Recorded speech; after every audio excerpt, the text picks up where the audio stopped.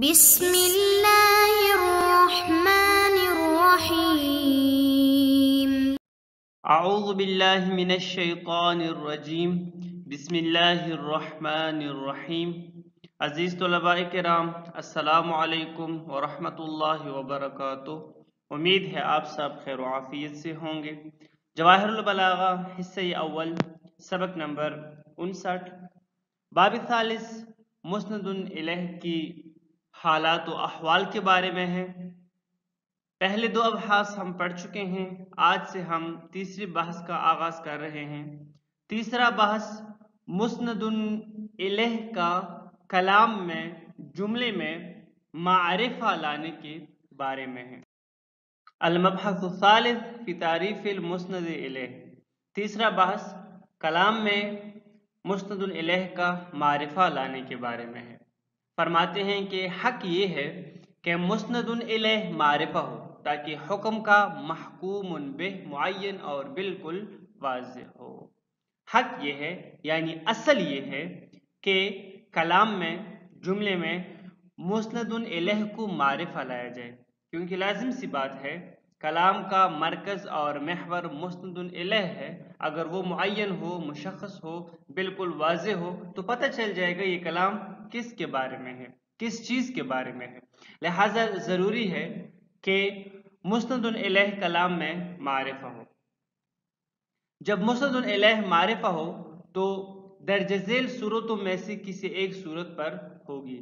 آپ یہ کہہ سکتے ہیں کہ معرفہ کی کئی قسمیں ہیں، تو جب مسند الیہ معرفہ ہو تو ان میں سے کسی نہ کسی صورت میں وہ ہوگا، یا تو وہ اسم ضمیر کی صورت میں ہوگا، یا وہ علم کی صورت میں ہوگا، یا وہ اسم اشارہ کی صورت میں ہوگا، یا وہ اسم موصول کی صورت میں ہوگا، اور یا وہ کسی اسم کا ال کے ساتھ آنا، یعنی وہ ال کے ساتھ آیا ہوگا۔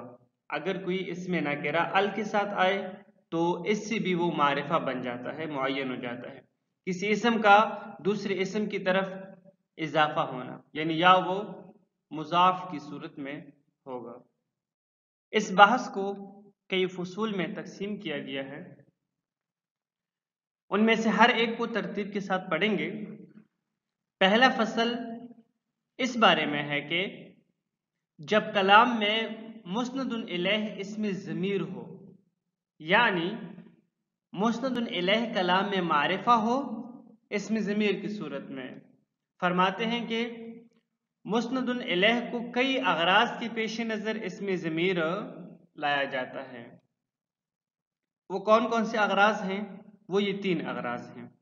جب متکلم اپنے بارے میں بات کر رہا ہو، اب جب متکلم اپنے بارے میں بات کر رہا ہے تو اگر وہ بار بار اپنا نام لے گا یہ بلاغت کے خلاف ہے، لہٰذا بہتر ہے کہ ضمیر کا استفادہ کرے، ضمیر استعمال کرے۔ جب متکلم مخاطب کے بارے میں بات کر رہا ہو، اب جب متکلم کلام میں مخاطب کے بارے میں بات کر رہا ہے تو اگر بار بار اس کا نام لے گا یہ بھی بلاغت کے خلاف ہے، بہتر ہے کہ ضمیر کو استعمال کریں۔ جب متکلم بات کسی غائب شخص کے بارے میں کر رہا ہو اور اس کا ذکر پہلے لفظاً، معناً یا سیاقاً ہو چکا ہو، متکلم اگر کسی اور کے بارے میں بھی بات کر رہا ہے اور اس کا ذکر پہلے آ چکا ہے، اس کا نام پہلے گزر گیا ہے، اگر وہ بار بار اس کا نام لیتا رہے یہ مناسب نہیں ہے، یہ بلاغت کے خلاف ہے۔ لہٰذا بہتر ہے کہ جب اس کا ذکر پہلے ہو گیا ہے، اس کا نام پہلے آیا ہوا ہے، تو اس کی جگہ پر، اس کے نام کی جگہ پر بہتر ہے کہ ضمیر کا استعمال کرے۔ اب جو ضمیر کا مرجع ہے، جس کی طرف ضمیر لوٹ رہی ہے، جس نام کی جگہ پر آپ ضمیر استعمال کر رہے ہیں، یا تو وہ کلام میں، گفتگو میں لفظاً گزر چکا ہوگا، آپ نے کسی کا نام لیا ہوگا لفظاً باقاعدگی سے اس کا نام لیا ہوگا اور اس کے بعد پھر آپ اس کی جگہ پر ضمیر استعمال کر رہے ہوں گے، یا معنن۔ معنن کا مطلب یہ ہے کہ کنفرم وہ لفظ، اس کا کنفرم نام تو نہیں گزرا لیکن کوئی ایسا لفظ گزرا ہے کہ جس سے اس ضمیر کی مرجع کا معنی سمجھ میں آ رہا ہے، اس ضمیر کا مرجع ہمیں سمجھ میں آ رہا ہے۔ ڈیٹیل سے مثالوں کے ساتھ پڑھیں گے انشاءاللہ کتاب میں۔ یا سیاقن، سیاقن کا مطلب یہ ہے کہ سیاقی کلام سے ہمیں پتہ چل رہا ہے، جو ابھی آپ گفتگو کر رہے ہیں جس میں آپ ضمیر کو استعمال کر رہے ہیں، اس سے پہلے والا جو کلام ہے اس سے ہمیں اندازہ ہو رہا ہے کہ یہاں پر جو ضمیر یہ استعمال کر رہا ہے یہ کس بارے میں ہے۔ اب آتے ہیں عبارت کی طرف۔ المبحث الثالث فی تعریف المسند الیہ، بحث سوم اس باب کا وہ مسند الیہ کی کلام میں معرفہ لانے کے بارے میں ہے۔ فرماتے ہیں کہ حق المسند الیہ ان یکون معرفتا لیکون الحکم اتم فائدتا، حق یہ ہے، اصل یہ ہے کہ کلام میں مسند الیہ معرفہ لایا جائے، معرفہ ہو، کیوں؟ اس وجہ سے تاکہ مخاطب کو مکمل فائدہ پہنچے، مخاطب کے لیے بات بالکل واضح ہو۔ آپ مخاطب کو اس لیے ہی تو بات بتا رہے ہیں تاکہ وہ اچھی طرح سے بات کو سمجھے، اور جب مسند الیہ معرفہ ہو تو وہ مکمل طور پر اچھی طور پر گفتگو کو سمجھ پائے گا۔ لیکن اگر مسند الیہ معرفہ نہ ہو، نکرہ ہو، تو وہ پریشان رہے گا کہ اس نے جو بات کی ہے متکلم نے یہ کس کے بارے میں کی ہے، جس طرح کی قولہ تعالی، خداوند تبارک و تعالی کا فرمانا ہے وَإِذْ يَرْفَعُ إِبْرَاهِيمُ الْقَوَاعِدَ مِنَ الْبَيْتِ وَإِسْمَاعِيلُ، سورۃ البقرہ آیت نمبر 127۔ اس کا ترجمہ یہ ہے اور وَإِذْ یعنی اور وہ وقت یاد کرو جب ابراہیم و اسماعیل اس گھر کی بنیادیں اٹھا رہے تھے۔ اب یہاں پر ہم دیکھتے ہیں کہ یرفعو کا جو فاعل ہے جو اس جملے میں، اس کلام میں مسند الیہ ہے، وہ ہے ابراہیم اور اسماعیل۔ ابراہیم کو معرفہ لایا گیا ہے تو بالکل بات واضح ہے۔ اگر یہ معرفہ نہ ہوتا تو ہم پوچھتے بھئی وہ کون لوگ تھے جنہوں نے خانہ کعبہ کو کھڑا کیا اور خانہ کعبہ کی بنیادیں اٹھائیں۔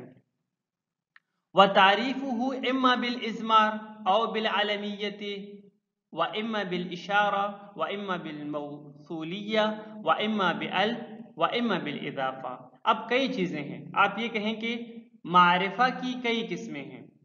اب مسند الیہ اگر معرفہ ہوگا تو ان صورتوں میں سے کسی نہ کسی صورت کسی نہ کسی قسم پر ہوگا۔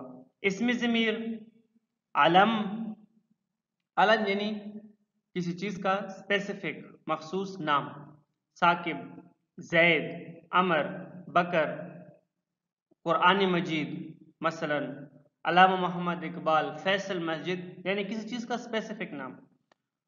وَإِمَّا بِالْإِشَارَةِ یا تو اس میں اشارہ ہوگا، اس میں اشارہ بھی معرفہ ہے، یعنی آپ کسی شخص کو کسی چیز کو مختص کر رہے ہیں۔ وَإِمَّا بِالْمَوْصُولِيَّةِ اس میں موصول یا وہ نکرہ جس کے اوپر ال آ جائے، یا اضافہ یعنی ایک اسم دوسرے اسم کی طرف جب اضافہ ہوتا ہے تو وہ اسم اگر نکرہ ہو تو وہ خود بخود معرفہ بن جاتا ہے۔ مثلا غلام و زید، اب لفظ غلام تو عام ہے، جب یہ زید کی طرف اضافہ ہوا تو اس سے یہ معرفہ بن گیا۔ وفی هذا المبحث عدۃ فصول، اب اس مبحث میں، اس بحث میں کئی فصول ہے، ان میں سے ہر ایک کو الگ الگ فصل کے طور پر ذکر فرمایا ہے صاحب کتاب نے۔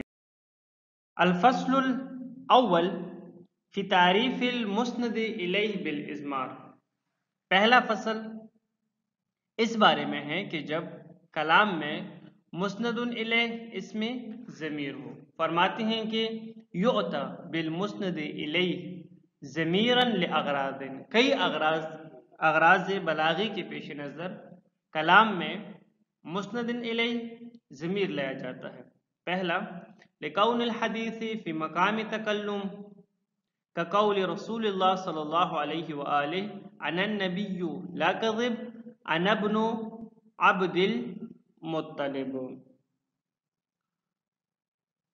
جب متکلم اپنے بارے میں گفتگو کر رہا ہو، لکون الحدیث فی مقام تکلم، جب متکلم اپنے بارے میں گفتگو کر رہا ہو، جب متکلم اپنے بارے میں گفتگو کر رہا ہے تو اب اگر بار بار نام لے گا تو مناسب نہیں ہے، یا اگر وہ اپنا نام لے گا تو مناسب نہیں ہے، بہتر ہے کہ وہ ضمیر کا استعمال کرے، جس طرح کہ رسول اللہ صلی اللہ علیہ وآلہ وسلم کا فرمانا ہے انا النبی لا کذب انا ابن عبد المطلب، میں نبی ہوں، اس میں کوئی جھوٹ نہیں ہے، میں عبد المطلب کی اولاد سے ہوں۔ یہ حدیث شیعہ و اہل سنت کے درجے اول کے منابع کی کتابوں میں موجود ہے، صحیح بخاری، مسلم، سنن ترمذی، اسی طرح اعمال شیخ صدوق وغیرہ، یعنی شیعہ و اہل سنت کے منابع کتابوں میں موجود ہے۔ صحیح بخاری میں 2864 نمبر، اگرچہ اور بھی کئی مقامات پر موجود ہے، لیکن 2864 نمبر پر جو ہے وہ یہ ہے اس حدیث کا سیاق و سباق کہ یہ جنگ حنین، غزوہ حنین سے متعلق ہے۔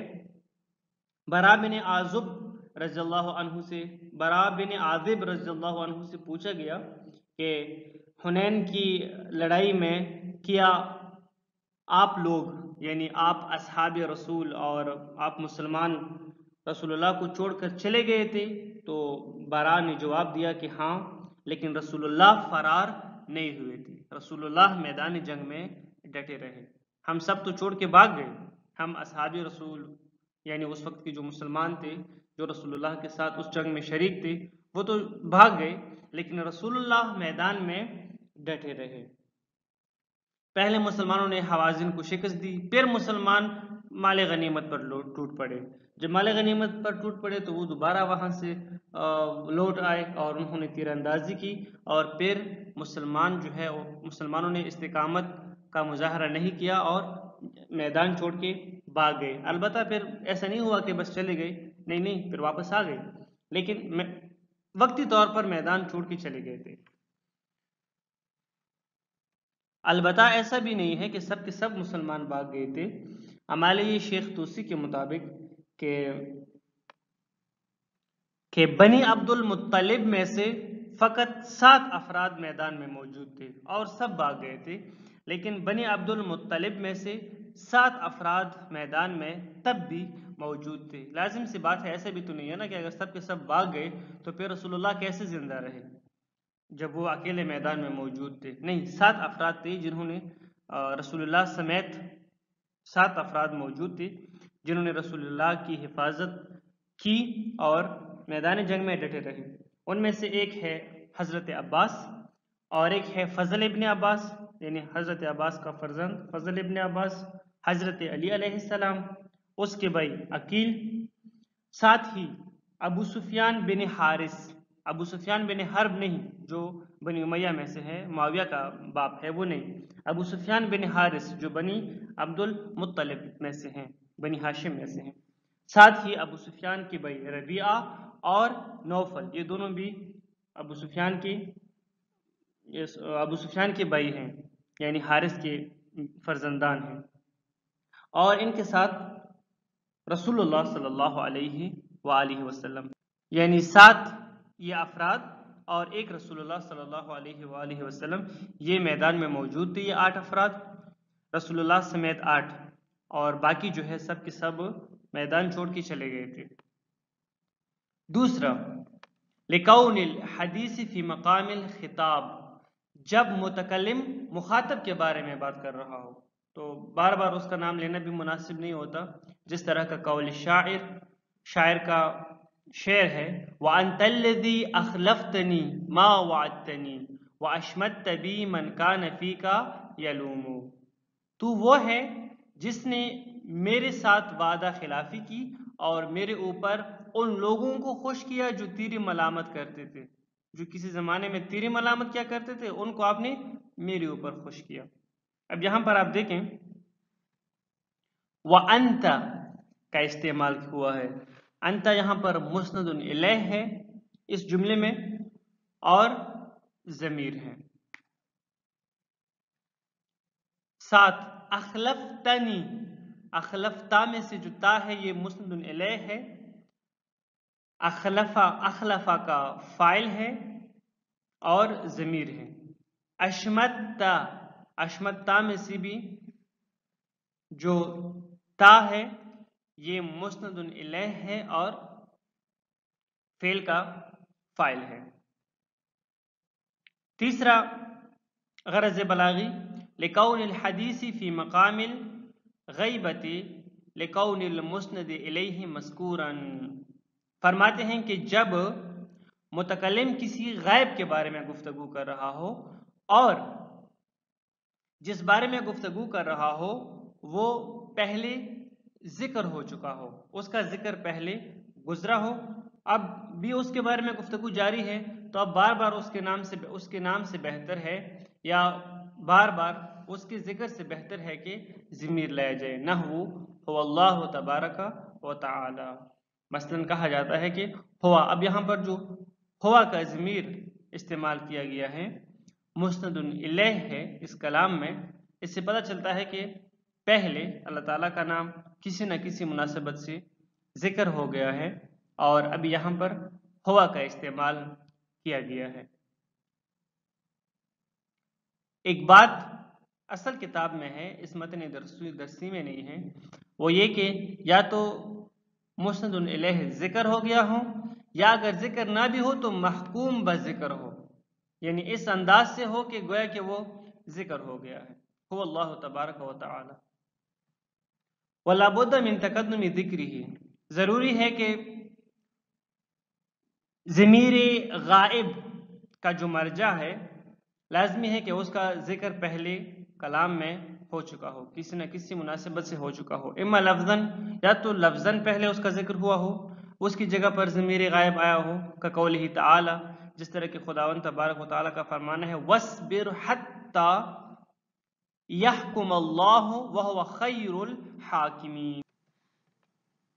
سورہ یونس آیت نمبر 109. مکمل آیت اس طرح ہے وَاتَّبِعْ مَا يُوحَى إِلَيْكَ وَاصْبِرْ حَتَّى يَحْكُمَ اللَّهُ وَهُوَ خَيْرُ الْحَاكِمِينَ. اور اے نبی، آپ کی طرف جو وحی بھیجی جاتی ہے اس کی پیروی کریں اور اللہ کا فیصلہ آنے تک صبر کریں اور وہ بہترین فیصلہ کرنے والا ہے. اب یہاں پر ہم دیکھتے ہیں کہ یحکم اللہ، اللہ کا ذکر ہو گیا، وہو خیر الحاکمین، ہوا لے کر آئے ہیں، تو ہوا کا جو مرجع ہے وہ اللہ ہے، اس ضمیر کا مرجع اللہ ہے اور اللہ لفظاً ذکر ہو گیا ہے. وَإِمَا مَعْنًا ضِمْنًا، یا باقاعدگی سے لفظاً تو ذکر نہ ہو، نہ گزرا ہو، لیکن معنن ضمناً ذکر ہو، لدلالت اللفظ علیہ. کچھ الفاظ ایسے ہیں، ایک لفظ ایسا ہے کلام میں کہ جو اس ضمیر کے مرجع پر دلالت کر رہا ہے. نحو قولہ تعالی، جس طرح خداوند تبارک و تعالی کا فرمانا ہے وَإِن قِيلَ لَكُمْ مُرْجِعُوا، وَإِن قِيلَ لَكُمْ مُرْجِعُوا فَارْجِعُوا هُوَ أَزْكَىٰ لَكُمْ. سورۃ النور آیت نمبر 28. اور اگر تم سے لوٹ جانے کے لیے کہا جائے تو لوٹ جاؤ، اسی میں تمہاری پاکیزگی ہے. اب یہاں پر آپ دیکھیں کہ ہوا مسند الیہ ہے، ہوا ازکا لکم، اسی میں تمہارے لیے بالائی ہے، پاکیزگی ہے. اب کس چیز میں؟ یہاں پر آپ دیکھیں فرجعو، لکم ارجعو، فرجعو. اب ہوا کا جو مرجع ہے وہ ہے رجوع، یعنی رجوع میں لوٹ جانے میں ہی تمہارے لیے بالائی ہے.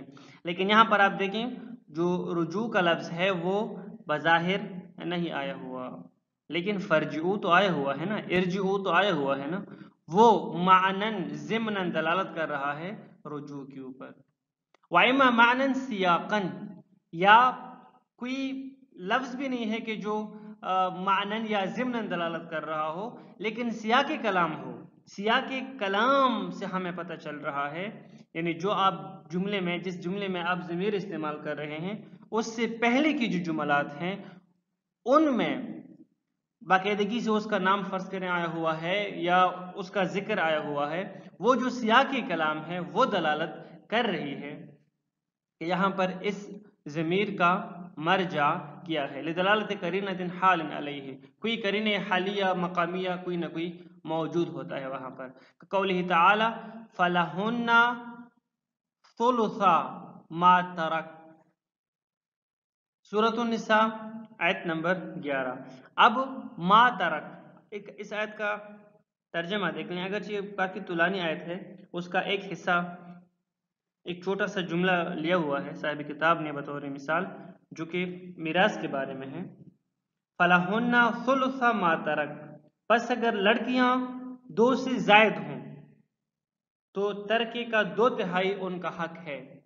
اب ما ترک یعنی ترکے میں جو وہ ترک کر چکا ہے، جو میراث چھوڑ چکا ہے، ان میں سے 2/3 لڑکیوں کا ہے، ان کے یعنی اس کے بچیوں کا ہے۔ ابھی کن کی لڑکیوں کا ہے، کس کی بچیوں کا ہے، کون جو ترکہ چھوڑ چکا ہے؟